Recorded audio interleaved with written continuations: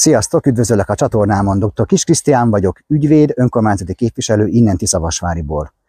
Egy új tényfeltáró sorozatot indítok, amelynek az a célja, hogy megismertessem a tiszavasvári emberekkel, hogy valójában milyen fejlesztések is történtek Tiszavasváriban az elmúlt években. Egy ikonikus helyszínen vagyunk itt rögtön az elején, Tiszavasváriban a Deák Ferenc utcában, ahol a híres nevezetes ipari park található. Ez az az ipari park, amelyről a polgármester azt mondta, hogy tavaly decemberben átadásra került, és szeretettel várja az ide befektetni vágyókat. Bárki jöhet, aki szeretne itt bérelni, vagy akár raktározni. Most a saját személytekkel is megtekinthetitek, hogy milyen ez a hely, milyen területeket lehet bérelni, és eldönthetitek magatokban, hogy ti szívesen fektetnétek be ide. Kérlek, hogy tartsatok velem! Itt az utcát láthatjátok, ahonnan jövünk befelé a terület felé, majd egy kis beugró, vagy nem is tudom, hogy mi ez.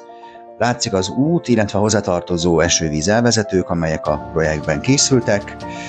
Továbbá az utca másik vége, ahonnan a kerítés után lefelé az erdőig tart a terület. Itt fognak járni a több tonnás kamionok, itt kerülgetik majd egymást a termékekkel. Hát ez most így néz ki, egy kicsit nekem úgy tűnik, mintha még egyengetni kellene a földet, mintha még azért volna mit csinálni, kicsit még olyan koszos, szemetes, de hát a miénk.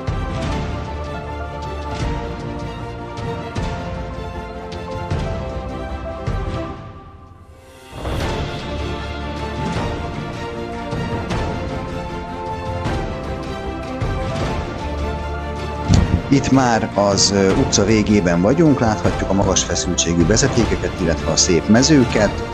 Ez olyan befektető, hívogató környezetnek tűnik. Közműcsonkok láthatóak, talán gáz, illetve talán szennyvíz. Érdekesség egyébként, hogy először 6 darab csarnokot ígért a polgármester, aztán lett volna belőle talán egy darab, egy kb. 250 négyzetméteres inkubátorház, de aztán abból se lett semmi.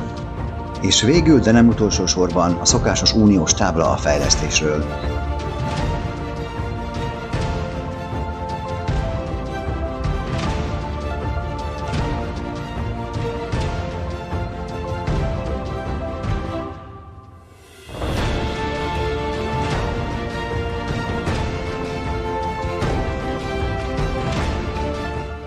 Remélem, hogy tetszett ez a kis összeállítás, azt tudom nektek ígérni, hogy tovább fogjuk folytatni ezt a munkát, és kérlek, hogyha tetszett ez a videó, osszátok meg minél többen, illetve lájkoljátok a YouTube, Facebook, illetve a TikTok csatornámat, amelyeken további tartalmakkal fogunk jelentkezni. Köszönöm, hogy megnéztétek. Sziasztok!